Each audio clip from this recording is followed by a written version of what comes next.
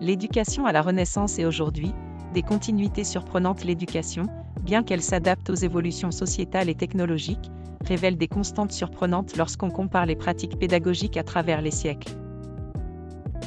En prenant l'exemple de la Renaissance, nous pouvons observer des similitudes frappantes avec notre système éducatif contemporain. L'héritage des humanités, un socle commun. La Renaissance a marqué un tournant dans l'histoire de l'éducation en replaçant l'humain au centre des apprentissages. L'étude des humanités, c'est-à-dire des langues anciennes, de la philosophie et de l'histoire, était alors considérée comme essentielle pour former des citoyens éclairés et cultivés. Ce socle humaniste a perduré jusqu'à nos jours. Bien que les langues étudiées aient changé, l'objectif de développer les capacités de réflexion critique, d'analyse et de synthèse reste le même. Les programmes scolaires contemporains accordent toujours une place importante aux littératures, aux langues anciennes et modernes, ainsi qu'à la philosophie, témoignant ainsi d'un héritage direct de la Renaissance.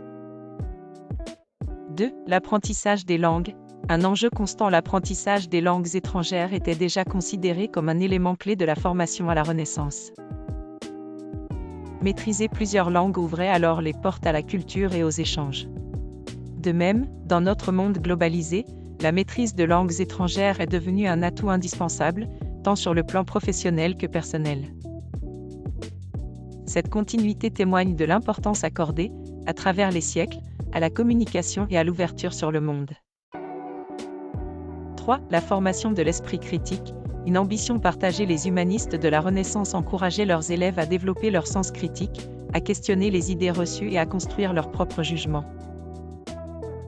Cet objectif est toujours au cœur des pédagogies modernes, qui visent à former des citoyens actifs et responsables, capables de prendre des décisions éclairées. Les méthodes pédagogiques ont certes évolué, mais l'objectif de développer l'esprit critique demeure une constante. L'évolution des supports pédagogiques. De l'imprimerie aux technologies numériques, les supports pédagogiques ont évolué considérablement au fil des siècles, mais l'objectif reste le même, faciliter l'accès au savoir et personnaliser les apprentissages.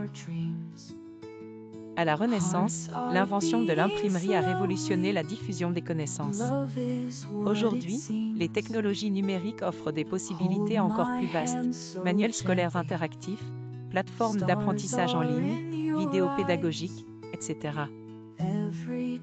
Cette abondance de ressources permet une personnalisation accrue des parcours d'apprentissage et une meilleure adaptation aux besoins de chaque élève.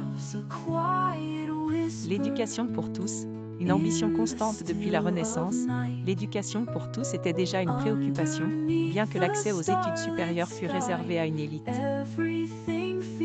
Aujourd'hui, l'école est obligatoire dans la plupart des pays et les politiques éducatives visent à garantir l'égalité des chances.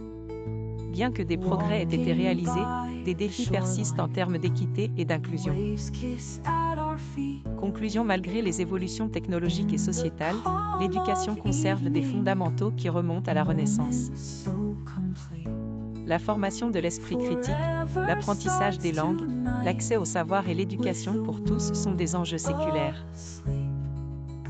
Bien sûr, les méthodes pédagogiques et les contenus ont évolué, mais l'objectif de former des citoyens éclairés et responsables demeure constant.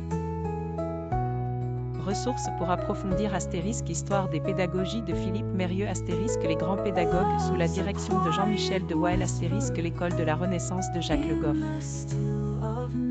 Pistes de réflexion supplémentaires * L'évolution du rôle de l'enseignant, de simple transmetteur de savoir à accompagnateur, comment le rôle a-t-il évolué ? *